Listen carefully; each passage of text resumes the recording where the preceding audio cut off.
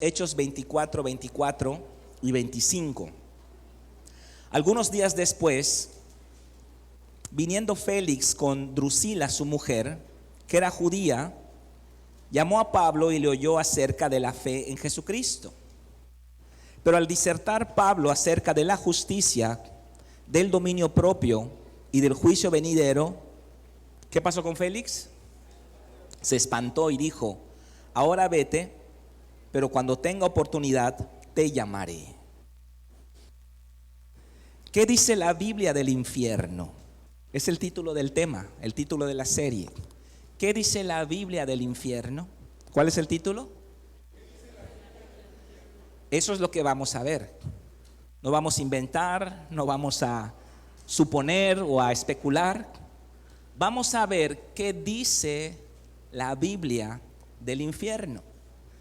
Vamos a poner una fundamentación básica en este tema que todos debemos tener claro. Regresando al versículo que acabamos de leer, podemos ver que este gobernador Félix dice que le oyó a Pablo hablar de la fe en Jesucristo. Nos gusta escuchar de la fe en Jesucristo. Nos gusta escuchar de la gracia de Dios, y es parte del evangelio. Nos gusta saber que la salvación no es por obras. Nos gusta escuchar de la misericordia de Dios, del amor de Dios. Y dice que Félix le oyó acerca de la fe en Jesucristo. Pero dice el siguiente versículo: cuando Pablo empezó a disertar, es decir, empezó a desarrollar la enseñanza de la justicia, del dominio propio, del juicio venidero, Félix se espantó y rechazó a Pablo. Vete, ese tema no me gusta, no me hables de eso, no quiero escuchar ese tema. ¿Por qué?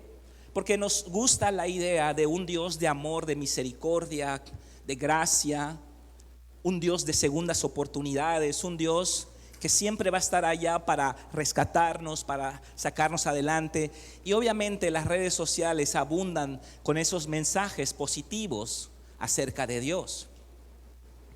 Y no me malentiendan, son completamente bíblicos y creemos en eso. El problema es que muchas veces caemos en un desbalance al tener solamente un Dios de amor, de gracia, de misericordia, de segundas oportunidades, y caemos en un exceso y pudiéramos llegar a tener una vida cristiana desbalanceada y tener una imagen desbalanceada de Dios al no considerar otros aspectos importantes del carácter de Dios.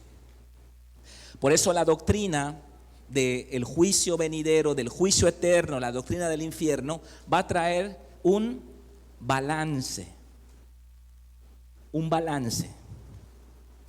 Y ciertamente va a aportar a nuestra vida el temor.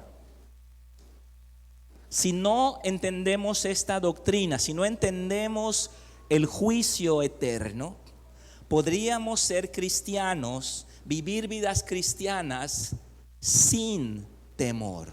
Y esto es peligroso, porque estaríamos amando a Dios, estaríamos de buena gana sirviendo a Dios, estaríamos de una manera positivista con Dios. Pero como no hay temor de Dios, seguimos haciendo cosas indebidas en lo secreto. Entonces, ¿qué es lo que le falta a la iglesia del siglo XXI? El temor. De hecho, hemos dibujado una imagen incorrecta de Dios. Hemos pintado una imagen de Dios sin temor. Y entonces hemos dicho cosas en la iglesia del siglo XXI como: a Dios no hay que temerle, porque Dios es nuestro Padre, a Dios hay que correr con los brazos abiertos. Y es verdad. Ese aspecto del evangelio, por supuesto que lo creemos y por supuesto que es verdad. Pero la Biblia habla de temer a Dios. recordemos cuáles son los 7 rudimentos de la doctrina de Cristo. Y la enseñanza del infierno, del juicio eterno, nos va a aportar este importante pilar: el temor. ¿Amamos a Cristo? Sí. ¿Nos gozamos en la gracia de Dios? Sí. ¿Recibimos la misericordia de Dios? Sí. Pero también debe haber temor en nuestro corazón. También dice la Biblia, si podemos buscar, Mateo 10:28. Y no teman a los que matan el cuerpo, mas el alma no pueden matar. Temed más bien a aquel que puede destruir el alma y el cuerpo en el infierno. Mateo 10:28. Temed, aquí está escrito, Jesús dijo este verbo en un tiempo, en un modo imperativo, es decir, es un mandamiento. Temer a Dios es un mandamiento. La creencia de un Dios desbalanceado, solo gracia, solo misericordia, nos puede conducir a una vida sin temor. La creencia de un Dios desbalanceado, un Dios arcoíris, ¿verdad? Un Dios hippie, un Dios amor y paz, un Dios buena onda, un Dios bonachón, un exceso, dibujar en nuestra mente un exceso en la imagen de Dios, puede conducirnos, hermanos, a violar el segundo mandamiento de los 10 mandamientos. No te harás imagen ni ninguna semejanza de lo que está arriba en el cielo, ni abajo en la tierra, ni debajo de la tierra. No te inclinarás ante ellas, ni las honrarás. Ciertamente este mandamiento se refiere a no tener ídolos, no adorar imágenes, pero una persona idólatra lo que hace es que construye su propia versión de Dios. Construye un Dios que le conviene. Pero el mandamiento también es para nosotros los creyentes, porque es como Dios diciendo: no vas a inventar tu propia versión de Dios, no vas a crear una imagen, no vas a imaginar a un Dios a modo, a un Dios que te convenga, un Dios todo misericordia, un Dios completamente buena onda. Entonces esta enseñanza lo que va a hacer es que va a balancear nuestro concepto, que a veces está demasiado romántico. Tenemos a un Dios telenovelesco muchas veces. Está demasiado extendido hacia un lado y no hay temor en nuestro corazón. Y eso es lo que Jesús nos está diciendo, porque Jesús es el que dijo estas palabras: teman más bien aquel que puede destruir el alma y el cuerpo en el infierno, es decir, a Dios. Jesús en su gran prédica a sus discípulos en el Sermón del Monte le está hablando a los discípulos. No le está hablando al mundo, no le está hablando a la feligresía que lo seguía. Está hablando a los discípulos, gente que lo había dejado todo para seguirle. A ellos Jesús les dijo: si tu ojo te es ocasión de caer, quítatelo y échalo de ti, porque es mejor que entres al cielo sin alguno de tus miembros, que todo tu cuerpo sea arrojado al infierno. No se lo está diciendo a los feligreses, no se lo está diciendo a los fariseos, no se lo está diciendo a los mundanos, se lo está diciendo a sus discípulos. Porque en medio de esta enseñanza completamente cierta y bíblica del amor de Dios, de la misericordia de Dios, la salvación no es por obras, es por la gracia. En medio de esta enseñanza tan hermosa y bíblica, podemos caer en el error de hacer lo que la iglesia del siglo XXI está haciendo: nulificar el aspecto justiciero de Dios, el aspecto vengativo de Dios, el aspecto de el temor de Dios. Y entonces dibujar en nuestra mente un Dios que no es el Dios de la Biblia, un Dios desprovisto de ciertos atributos que le son propios, su justicia, su aborrecimiento del mal. Y entonces desarrollar vidas cristianas sí, amando a Cristo sí, sirviendo a Cristo sí, yendo a la iglesia sí, pasando los cursos sí, pero sin el debido temor de Dios. Por eso en la figura que vimos acerca de los 7 rudimentos, tiene que estar presente este rudimento. Este rudimento trae ese balance.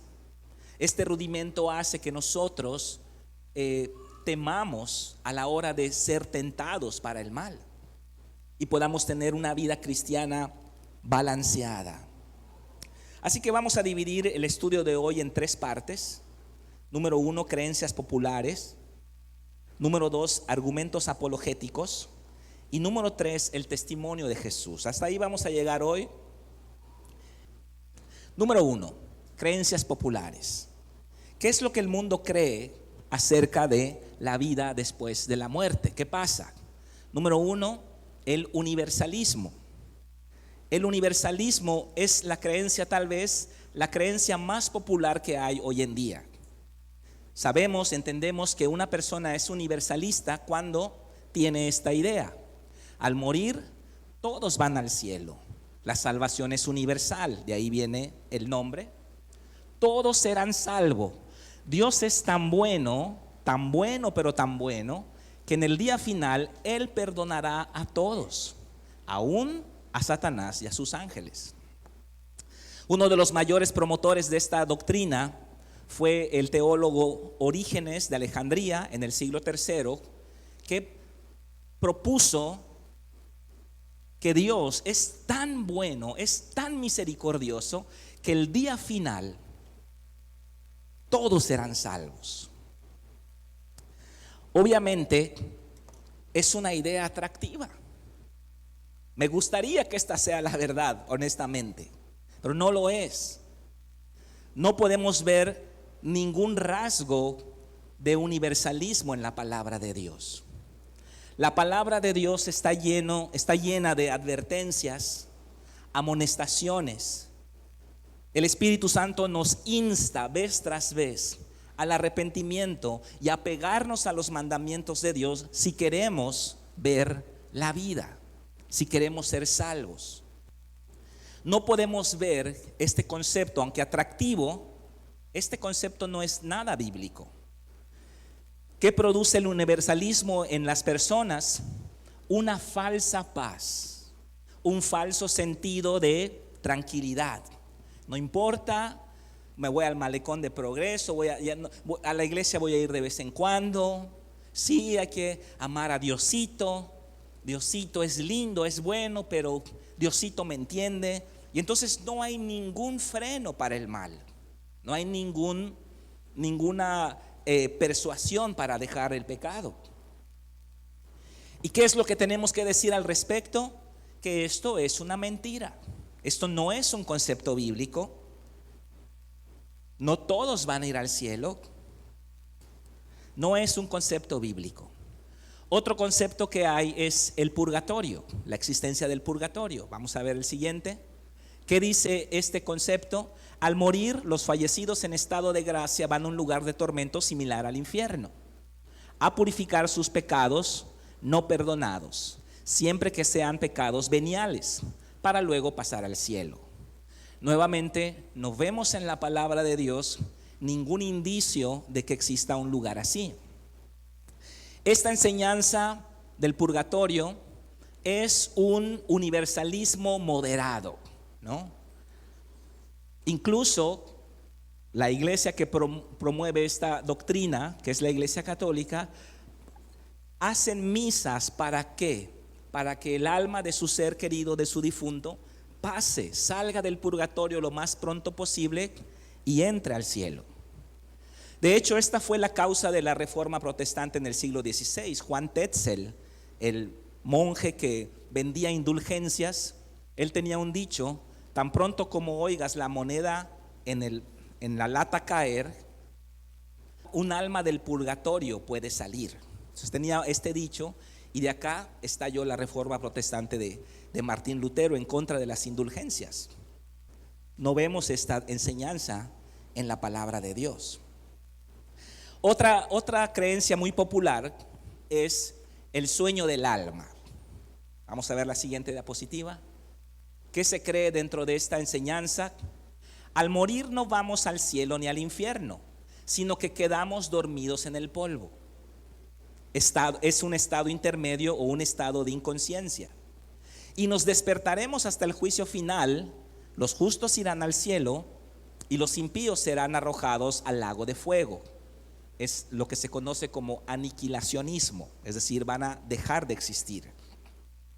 Y en esta enseñanza no existe el infierno. El infierno no nada más es una metáfora de Jesús, no existe realmente. ¿Cuántos hemos tenido esta idea en nuestro corazón? ¿Cuántos hemos pensado que así es? Yo pensaba que así era. Cuando morimos no vamos ni al cielo ni al infierno, sino que entramos a un estado de inconsciencia y nos despertamos hasta el juicio final. Los justos van a ir al cielo y los injustos van a ser arrojados al lago de fuego y ahí van a dejar de existir. De ahí van a ser aniquilados. De ahí viene la enseñanza del aniquilacionismo. Pero el apóstol Pablo nos dice muy claramente, Jesús, recuerden que Jesús le dijo al que estaba junto a la cruz: de cierto te digo que hoy estarás conmigo en el paraíso. Entonces los adventistas cambian la coma. En vez que diga hoy, estarás conmigo en el paraíso, entonces ellos dicen: de cierto te digo hoy que estarás conmigo en el paraíso. Hay un cambio de la coma para que suene apegado a la enseñanza. Pero la realidad es que la correcta traducción es la que está en la Biblia Reina Valera, que es la que ellos usan también, los adventistas, que dice: de cierto te digo que hoy estarás conmigo en el paraíso. Eso es lo que dijo Jesús. También el apóstol Pablo dijo que para mí el vivir es Cristo y el morir es ganancia, ¿verdad? Y cuando dijo eso, dice: mas si el vivir en la carne resulta para mí en beneficio de la obra, no sé entonces qué escoger, porque de ambas cosas estoy puesto en estrecho, teniendo deseo de partir y estar con Cristo, lo cual es muchísimo mejor. ¿Qué es lo que creemos nosotros? Que cuando una persona fallece, si es salva, inmediatamente está con Cristo, y si no es salva, va al infierno. También 2 Corintios 5 dice, 5:6 dice: así que vivamos confiados siempre, y sabiendo que entre tanto estamos en el cuerpo, estamos ausentes del Señor. Ahorita nosotros estamos en el cuerpo.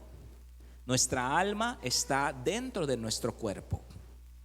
Por lo tanto, estamos ausentes del Señor. Y el verso 8 dice: pero confiamos y más quisiéramos estar ausentes del cuerpo y presentes al Señor. Por tanto, procuremos también, o ausentes o presentes, serle agradables. Otra creencia popular es el espiritismo. ¿Qué dice esta creencia? Dice que algunas almas al morir quedan vagando entre nosotros. Tenemos la famosa película Ghost, la sombra del amor. No sé cuántos recuerdan esta película de esta pareja, Demi Moore y Patrick Swayze, que en un asalto en un callejón pues matan al muchacho, a Patrick Swayze, y él sale de su cuerpo en la película y él se está viendo a él a sí mismo tendido en la calle con su novia abrazándolo, ¿no? Y toda la película se desarrolla de que él quiere comunicarse con ella, y entonces consiguen a un medium que es Whoopi Goldberg, y a través de ese medium él se comunica con su novia. Y la famosa escena del barro, ¿no? Cuando están moldeando el barro, ¿no? Y atrás está él y le está abrazando y todo. Pues en realidad en lo físico era la medium la que le estaba abrazando, no era él, ¿no? Entonces esta idea la promulgó ese señor Allan Kardec. dice que algunas almas al morir quedan vagando entre nosotros y pueden comunicarse con los vivos a través de mediums. Los espíritus de los muertos pueden reencarnar en nuevas personas para evolucionar, perfeccionarse o purificarse. El cielo y la tierra, el cielo y el infierno, están en la tierra. Esta es la idea del espiritismo. Esta es la idea. Y podemos ver cómo en nuestra vida hay ciertas ideas. ¿Por qué? Porque no hemos estudiado el tema, no hemos profundizado en el tema. Pero la Biblia prohíbe que haya comunión con los muertos. Porque cuando las personas que supuestamente tienen comunión con los muertos, en realidad tienen contacto con los demonios, no con los muertos. Los muertos no quedan vagando en la tierra. No es que mi abuelita está allá en mi casa porque nos quiere decir dónde guardó el dinero. No pasa así. Las personas después de morir pasan directamente al cielo o al infierno. Bueno, la más común ahorita es el ateísmo. La siguiente. ¿Qué dice el ateísmo? Al morir termina la existencia. No hay cielo, no hay infierno, no hay Dios, es el materialismo. No hay vida después de la muerte. La vida no tiene trascendencia, nihilismo. Somos accidentes evolutivos y no tenemos más dignidad que una roca, una planta o un animal, evolucionismo. Y ahí vemos a unos ateos famosos, Carlos Darwin, Richard Dawkins, que todavía está vivo, y el pensador Sigmund Freud. Bueno, el ateísmo obviamente dice que no hay nada, comamos y bebamos que mañana moriremos. Muy bien, este es un set de creencias que hay en el mundo. Podemos verlos en las películas, en algunas formas de pensar. Si ustedes se sientan a platicar con alguien y tú le dices, bueno, ¿qué opinas después de la muerte? ¿Qué hay después de la muerte? ¿Existe el cielo? ¿Existe el infierno? Si hacemos ese análisis con personas que conocemos, que amamos, que convivimos, bueno, sus respuestas van a caer dentro de estas creencias que están completamente activas en el mundo. Pero la Biblia dice que conoceremos la verdad, y la verdad, ¿qué cosa? La verdad nos hará libres, ¿ok? Vamos a pasar entonces a la segunda parte del tema de hoy, argumentos apologéticos. La primera parte son creencias populares, ya las vimos. Ahora vamos a ver argumentos apologéticos. Todavía no vamos a entrar de lleno a lo que dice la Biblia, vamos a argumentar, vamos a usar nuestra lógica, ¿ok? ¿Existe el infierno? ¿Puede un Dios de amor crear un lugar tan terrible? ¿Puede un Dios de misericordia enviar gente allá? ¿Cómo está eso? Pecar una vida de 80 años y pagar por miles de años. ¿Qué dice la palabra de Dios acerca del infierno? ¿Qué es la apologética? La apologética es la disciplina de la palabra de Dios que defiende la verdad. Hacemos apología cuando defendemos una verdad. Si queremos defender, por ejemplo, la salvación por la fe, hacemos apología. Buscamos argumentos racionales y convincentes, buscamos escrituras, argumentamos como lo haría un abogado en una corte y presentamos nuestra defensa. Eso es la apología. Entonces tenemos bases para defender la existencia del infierno. Vamos a ver el primer argumento. ¿Cuál es? La infalibilidad de la Biblia. Si la Biblia lo dice, lo creo. La Biblia es la palabra inspirada y autoritativa de Dios. Es un documento fiable, acreditado y de comprobada veracidad a lo largo de la historia. Para nosotros los creyentes, la Biblia debe ser suficiente. El testimonio de la palabra de Dios debe poner fin a toda controversia. Claro que hay doctrinas donde hay distintas posturas interpretacionales. Claro que tenemos ideas, ¿no? Pero si nosotros hacemos un estudio honesto de la palabra de Dios, un análisis verdadero de la Biblia, vamos a llegar a la verdad. Porque la Biblia para eso es. La Biblia es para notificarnos, para avisarnos de aquellas cosas que están fuera de nuestra percepción. La eternidad, el reino de Dios, el reino de las tinieblas, quién es Dios, qué va a pasar después de la muerte. Todas esas cosas que no podemos comprobar de manera científica están en la palabra de Dios. La cosa es si vamos a confiar en este documento. Hay otros libros, está el Corán también, está el Popol Vuh de los mayas. ¿Por qué hemos de confiar en este y en esos no? ¿Por qué debemos considerar este como un libro sagrado y los otros no? Bueno, la respuesta es porque la Biblia es un libro acreditado, de comprobada veracidad a lo largo de la historia. Por ejemplo, el libro Mormón enseña que hubo una civilización judía en América. Las naciones de Nefi, allá con los lamanitas, hubieron guerras, hubieron caballos, hubieron espadas, hubieron escudos, lucharon. Y con el paso del tiempo ganaron los lamanitas, que son los nativos americanos. Los lamanitas, después de esas batallas, quedaron en la tierra y son los aztecas, los mayas, etcétera, ¿no? Pero si vamos al registro histórico, si vamos a la arqueología, no encontramos ningún indicio de tales guerras o de tales poblaciones. Por lo tanto, el libro Mormón no es un libro acreditado. No es un libro que se pueda llevar para los historiadores como una guía para encontrar excavaciones y culturas.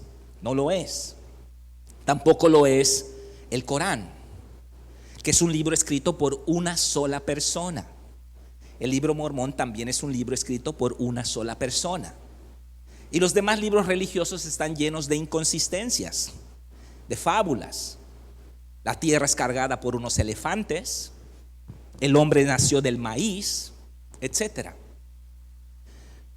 Pero si nosotros somos honestos y analizamos la Biblia, vamos a encontrar que la palabra de Dios es digna de confianza. Vamos a encontrar que en la palabra de Dios hay una autoridad.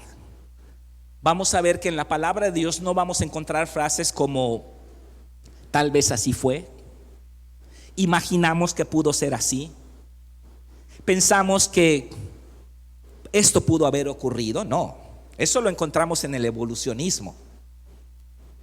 Se cree que el meteorito cayó en Chicxulub. Pensamos, imaginamos que hace 15,000 millones de años pasó esto. No, eso no lo encontramos en la palabra de Dios. En la palabra de Dios vamos a encontrar autoridad.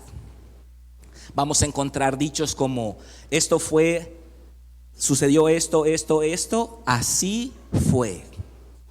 Vamos a encontrar datos históricos comprobables.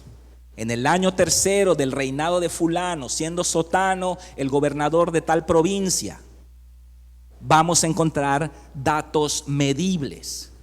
Y los historiadores y los arqueólogos van a ir a esos lugares y van a encontrar restos de civilizaciones, de guerras, en las pirámides de Egipto, en las excavaciones, en los lugares de Canaán. Vamos a encontrar restos de civilizaciones.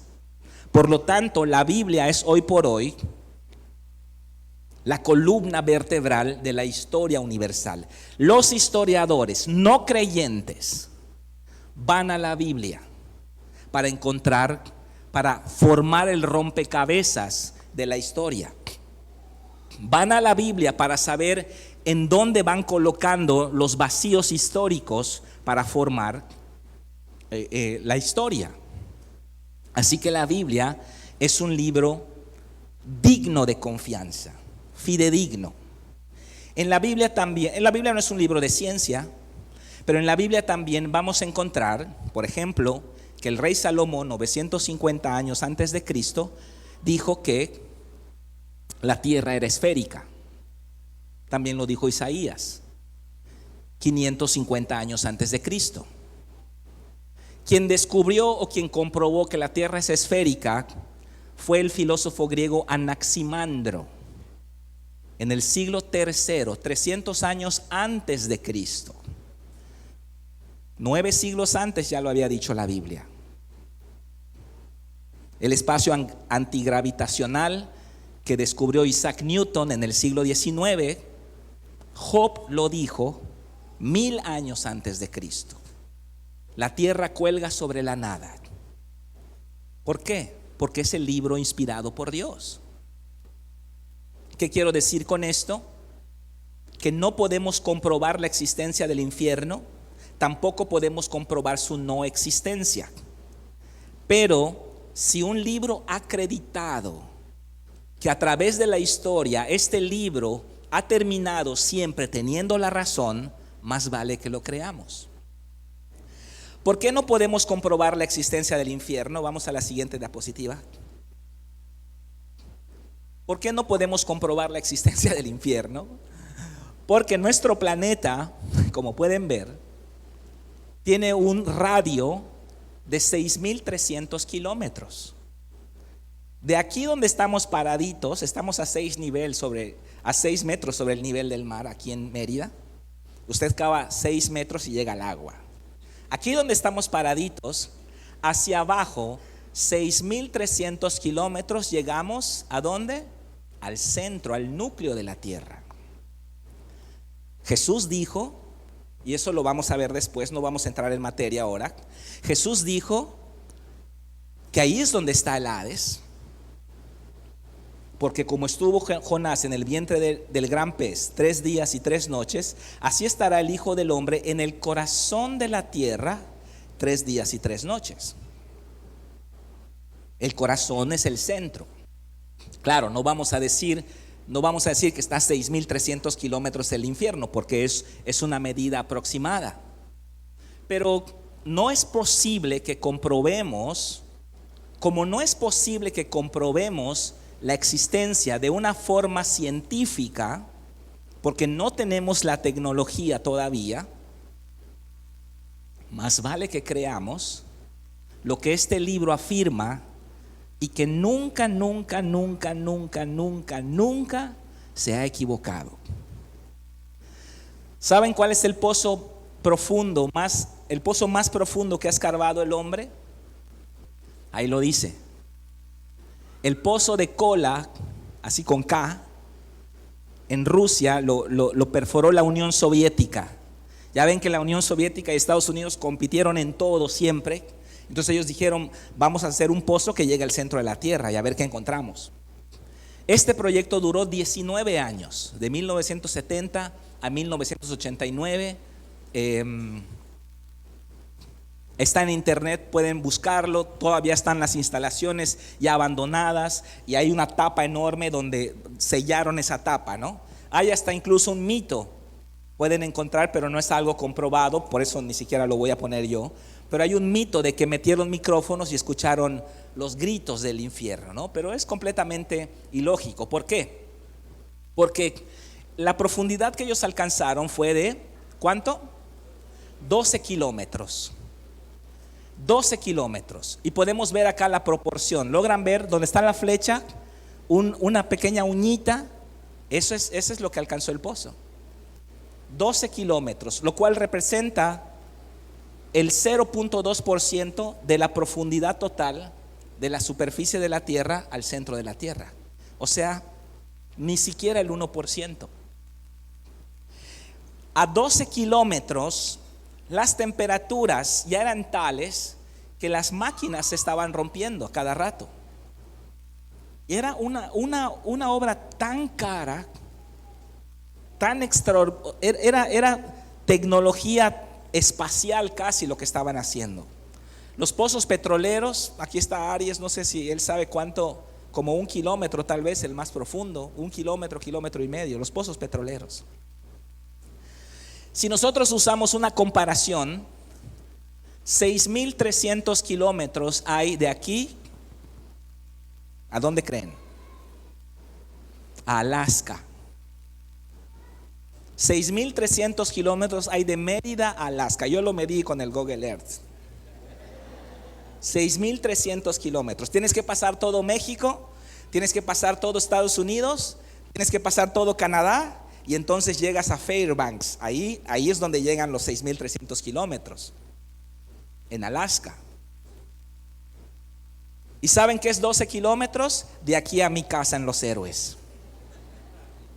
Hasta creo que es más, creo que son 15 kilómetros de aquí a mi casa en Los Héroes. De aquí al centro. Estamos en el kilómetro 10.2, pero no sé si se mide desde el centro, es esa medida, o desde el periférico, pero más o menos. O sea, es ridículo, no podemos compararlo porque no existe la tecnología para hacerlo. Pero hay un 50-50, ¿verdad? Cualquiera nos diría, puede que sí, puede que no. No puedes comprobar la existencia del infierno físicamente, tampoco puedes comprobar la no existencia, es decir, hay un 50-50. Bueno, pues ¿qué hacemos? En una probabilidad tan alta, más vale la pena que creamos lo que dice Dios en su palabra. No podemos comprobar muchas cosas, no podemos comprobar a las legiones de demonios, pero aquí está escrito. ¿Y por qué quedó escrito? Precisamente por eso, porque hay muchas cosas que no podremos comprobar, pero que Dios quiere que sepamos que ahí están. ¿Puede un Dios de amor crear el infierno? O peor aún, ¿puede un Dios de amor enviar gente al infierno? La profundidad del dolor es proporcional al amor que se tiene. Mientras más se ama, más dolor causa la traición. Vamos a razonar en este principio. Vamos a razonar. ¿Cuál es el argumento que se está presentando? La profundidad del dolor en el corazón está directamente relacionada con el amor que se tiene. Es decir, si yo le amo a usted 2 centímetros, si mi amor hacia usted es de 2 centímetros, la traición que usted me haga me va a doler 2 centímetros. No me importa, X. Si mi amor hacia usted es de 1 kilómetro, la traición va a tener una profundidad de 1 kilómetro. ¿Por qué existe el infierno? Porque Dios es amor. Precisamente el argumento que pensamos por el cual no debiera existir el infierno es precisamente la razón por la que existe el infierno. Porque ¿cuánto ama a Dios? Mucho. Por lo tanto, el dolor en el corazón de Dios por la traición es muy grande. ¿Y en qué se convierte el dolor de la traición? Pongamos un ejemplo. Una mujer se enamora del hombre perfecto. Un hombre bueno, trabajador, apuesto, caballeroso, cristiano. ¡Wow! ¿No? Y tienen ese noviazgo perfecto. Corren por la playa, ¿no? Se suben a un caballo blanco, a krill, están corriendo. Se besan en las olas del mar, la agarra sus manos así contra la arena y viene la ola. ¡Wow! Tremendo. Se casan, una boda hermosa, una familia hermosa, un matrimonio hermoso, una vida perfecta. Pero a los 3 años de casados, ¡boom! La traición. Ella los sorprende en adulterio. ella lo sorprende en fornicación con otra mujer. El dolor, el tamaño del amor, ahora se ha vuelto el tamaño del dolor. Todo el amor, todo el respeto, toda lo que admiraba a esa persona, ahora se hace a la inversa y produce un gran dolor. Y esta mujer entra en una gran ira. Un gran amor produce un gran dolor en la traición. Y el gran dolor se vuelve ira. Y esta mujer estalla, grita, le pega a su esposo: ¿cómo pudiste? Te di toda mi vida, te di mi juventud, estuve contigo en los momentos cuando no tenías dinero, etcétera. Lo echa de su casa y la mujer pasa días de depresión, de angustia, de lágrimas, queriéndose morir en su cuarto, no querer levantarse de la cama. Una devastación por el gran amor que hay. Empieza un proceso de sanidad con pastores, con oración, con psiquiatras, con medicamentos. Esta mujer no puede ser igual, nunca más volverá a ser igual. Fue lastimada, fue herida, fue dañada. El gran amor se convierte en la gran herida. Después de un gran proceso de sanidad y de restauración, logran restaurar el matrimonio otra vez. Él jura nunca más volverlo a hacer, pero esta mujer, aunque esté restaurado su matrimonio, ya no es la misma. 2 años después, boom, otra vez, con la misma mujer. Wow. Y esta mujer dice: ya, lo único que quiero es que te salgas de mi vida. No quiero nada. Todo ese amor se vuelve dolor. Y ahora vamos a ir con los abogados. Y me vas a dar las casas. Y me vas a dar el auto. Y yo me quedo con los niños. Y voy a demandarte.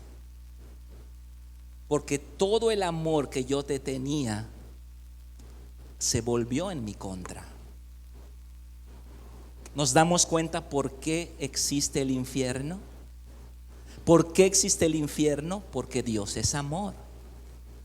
La grandeza del amor de Dios produce una herida eterna, un amor eterno, una herida eterna, un dolor eterno. Eso es lo que produce. Vemos en el Antiguo Testamento que cómo se castigaba el adulterio. ¿Cómo se castigaba?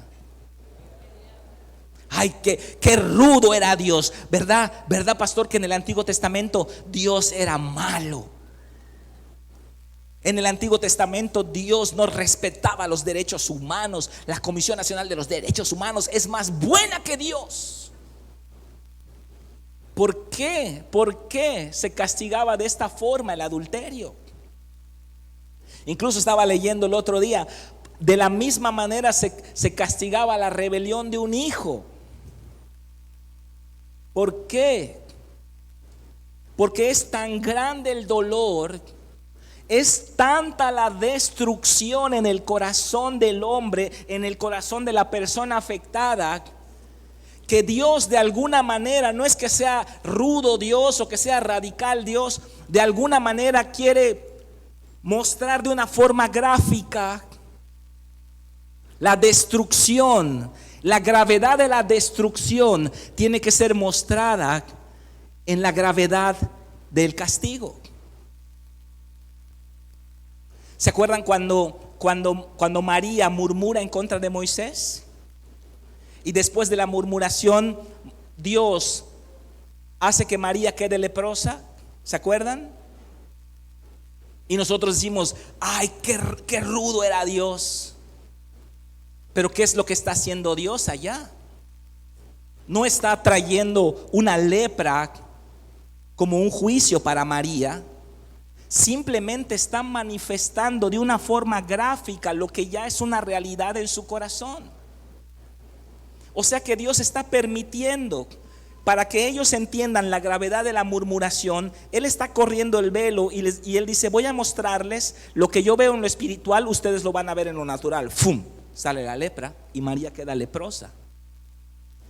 O sea que no es que Dios sea rudo, simplemente Dios está mostrando la justicia. ¿Por qué existe el infierno? Porque Dios es amor. ¿Qué dice en Génesis 3? Vamos a la siguiente diapositiva. Y se arrepintió Jehová de haber hecho el hombre en la tierra y le dolió su corazón. ¿Por qué existe el infierno? Porque Dios es amor. ¿Qué es el infierno? El infierno es la expresión del dolor de Dios convertido en ira. En el día final Dios le va a decir a los que le amaron: ustedes hicieron mi voluntad, y como ustedes hicieron mi voluntad, yo les voy a dar mi voluntad. ¿Cuál ha sido siempre mi voluntad?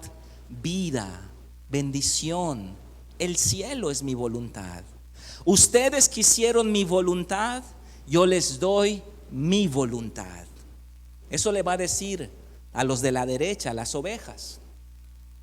¿Y qué le va a decir a los cabritos de la izquierda? Ustedes hicieron su voluntad. ¿Y cuál fue su voluntad? No quisieron nada conmigo. Por lo tanto, van a ir a un lugar que va a cumplir su voluntad. A un lugar donde no hay nada de mí, no hay protección, no hay gracia, no hay misericordia, no hay ningún indicio de mi presencia en ese lugar. Y ese lugar es el infierno. Ese lugar es el infierno. Aquí en la tierra, queridos hermanos, dice el apóstol Pablo que en Él nos movemos y en Él somos. Las personas que viven en el mundo viven porque están respirando oxígeno, porque están en la fuerza de gravedad, porque hay un clima propicio para que la vida pueda ser, a pesar de las altas temperaturas en Yucatán. Pero esa es la gracia de Dios. Ellos están moviéndose dentro de la gracia de Dios. Aún la persona más malvada es protegida por Dios de enfermedades, de problemas. Podemos ver que prosperan los malos en nuestra tierra, en nuestra vida, en nuestra generación. Pero hay un lugar donde no hay nada de Dios. No hay gracia de Dios, no hay protección de Dios, no está Dios en ese lugar. Y Dios le va a decir a las personas: ustedes quisieron ese lugar. Por eso Apocalipsis 21:8 dice que tendrán su parte. Tendrán su parte. ¿Se dan cuenta? El gran amor de Dios se convierte en dolor por la traición y el dolor se convierte en ira. Siguiente diapositiva. Y entonces, ¿qué es el infierno? El infierno es la expresión del dolor de Dios convertido en ira. Deuteronomio 32:22 dice: porque fuego se ha encendido en mi ira y arderá hasta las profundidades del Seol. Devorará la tierra y sus frutos y abrazará los fundamentos de los montes. El siguiente argumento es la justicia de Dios. Vamos a verlo rápidamente para avanzar. Todos tenemos un sentido natural de justicia. ¿De dónde vino ese sentido? De Dios, ¿verdad? Cuando vemos las películas y al final mueren los malos en las películas, nosotros ¿qué decimos? Qué padre estuvo la película. Qué bueno que murió el infeliz, ¿no? Qué bueno que murieron los malos. Porque tenemos ese sentido de justicia, un sentido natural que recibimos de Dios. Porque en cada uno de nosotros hay un sentimiento de justicia que tiene que ser satisfecho. Por eso estamos en contra de la política de abrazos y no balazos, hermanos. Porque el mal tiene que ser juzgado. De otra manera, el mal va a crecer, el mal va a avanzar, como lo estamos viendo. Quiero relatar brevemente la historia de Jessica Lunsford, de 9 años de edad, que murió en el 2005. Fue secuestrada, fue violada, atada, quemada viva, arrodillada, sosteniendo fuertemente un delfín de peluche. Su cuerpo fue hallado el 19 de marzo del 2005. Las noticias están en internet, lo pueden checar. 25 días después de su desaparición. El cuerpo estaba cubierto de 2 bolsas de plástico amarradas a la altura de la cabeza y los pies. El cadáver estaba en una tumba cubierta de hojas cerca de su casa en Homosassa, Florida. El reporte forense dice que Jessica fue torturada durante esos 25 días. No se le dio de comer. Y luego puesta en esa tumba en bolsas de plástico. ¿Quién lo hizo? John Evander Cooney, de 46 años, un hombre convicto de varios delitos sexuales. Pasa la siguiente diapositiva, ándale. Este hombre hizo eso. ¿Cómo te sientes al mirar este rostro? ¿Enojado, indignado? Por supuesto, tenemos un sentido de justicia creado por Dios. Si no te enojaras, ¿qué clase de persona serías? Si no te indignaras por este delito, ¿qué clase de persona serías? No serías un humano. Mientras más malos somos, más condescendientes somos con la maldad. Mientras más maldad tenemos, más permitimos el mal.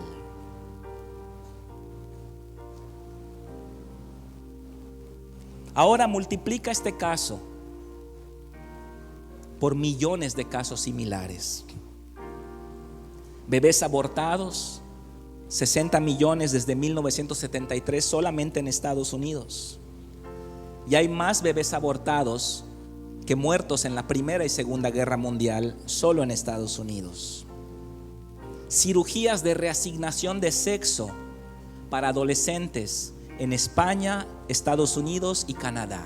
Niños de 11, 12, 13 años que tienen disforia de género y sus papás los llevan para cambiarles sus genitales porque creen que así van a sanar de su disforia.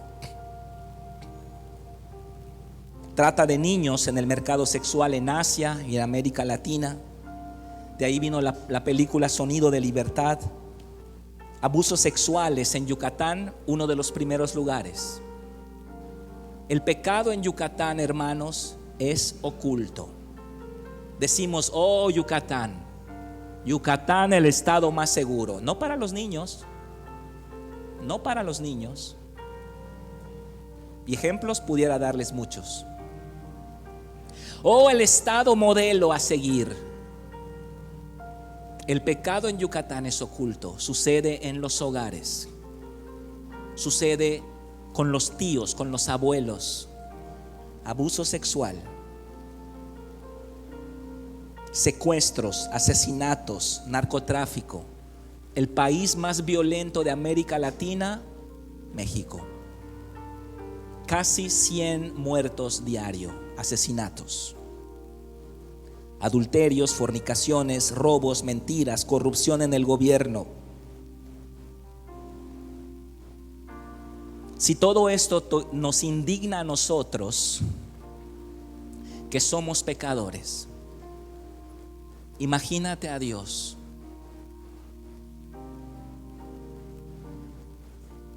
¿Ves que tiene mucho sentido que exista el infierno? Cuando nosotros entendemos la maldad, entendemos la razón por la que hay un infierno. Vamos a llegar hasta aquí. Me faltó la tercera parte, que es el testimonio de Jesús, pero con eso vamos a empezar la próxima semana. Pero ya tenemos una base para entender por qué Dios creó un lugar así, por qué existe un lugar así. Vamos a ponernos de pie.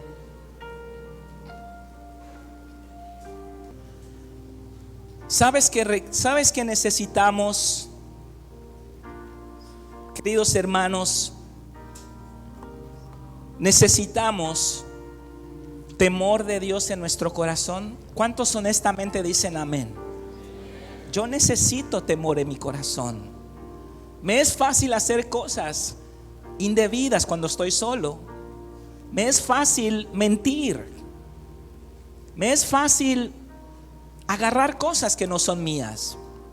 Sí amo a Jesús, sí levanto las manos, sí canto y estoy pasando mi curso de fundamentos, pero me es fácil hacer cosas que no están bien y que yo sé que no están bien.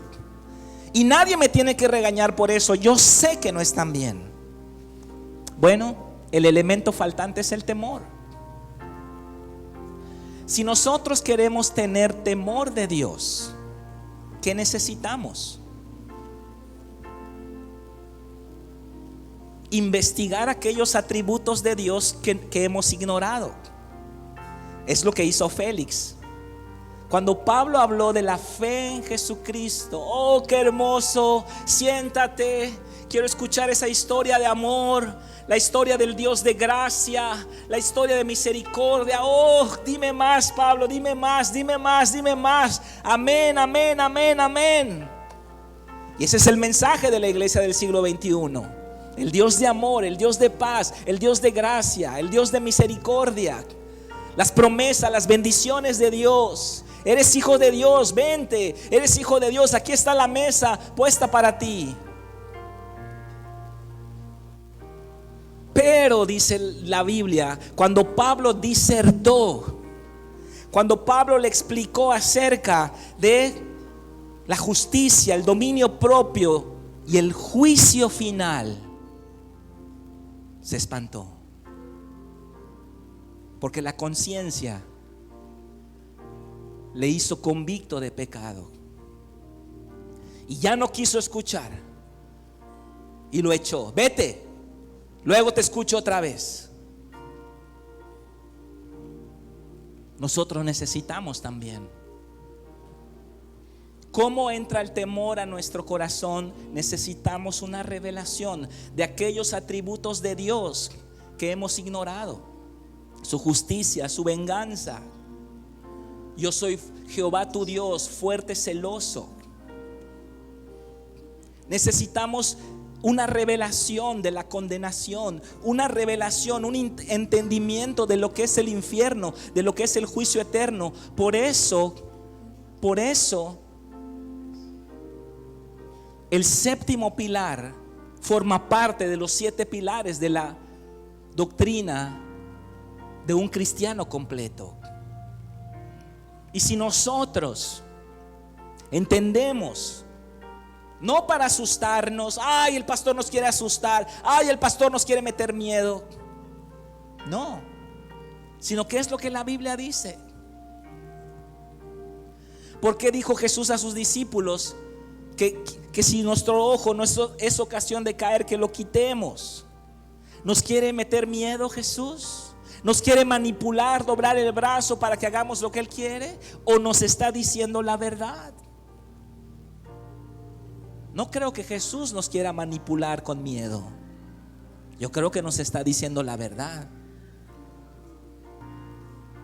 No nos gusta la doctrina del infierno, pero tenemos que aceptarla porque es parte de la revelación bíblica.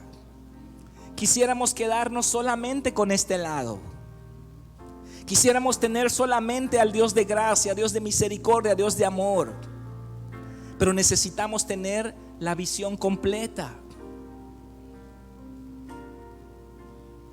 para que no vivamos una falsa paz, porque el temor va a guiarnos a cumplir los mandamientos. El temor va a guiarnos a guardar nuestro corazón. ¿Qué es lo que falta en nuestra vida? Temor. La iglesia del siglo XXI, ¿qué le falta? ¿Le falta instalaciones? ¿Le falta tecnología? ¿Le falta grupos de alabanza? Le falta temor. ¿Qué nos da el temor? El entendimiento del juicio final. El entendimiento del carácter de Dios. Teman, no a los que matan el cuerpo, pues el alma no pueden tocar. Teman a aquel que puede destruir el alma y el cuerpo en el infierno. Vamos a levantar nuestras manos y yo quiero que le digas al Señor ahí en tu corazón: dame una revelación de tu carácter, Padre. Dame una revelación de la condenación. Dame un entendimiento del infierno. Dame un entendimiento de la eternidad. No quiero vivir una falsa paz. No quiero estar engañado, Padre. Espíritu Santo, provéenos del séptimo pilar. Del séptimo pilar. Para que tengamos vidas, sí, de servicio, de amor y todo lo demás, pero al mismo tiempo de temor de ti, Padre. Reconocemos que este es el elemento faltante en nuestra vida. Y reconocemos nuestra debilidad, Padre. Reconocemos nuestra debilidad y te pedimos tu gracia para poder salir adelante, para poder vencer y para poder caminar contigo. Levanta tus manos y adora a nuestro Padre Celestial. No sé lo que diste en mí para amarme tanto así, tanta paciencia, tanta misericordia, y me hiciste desear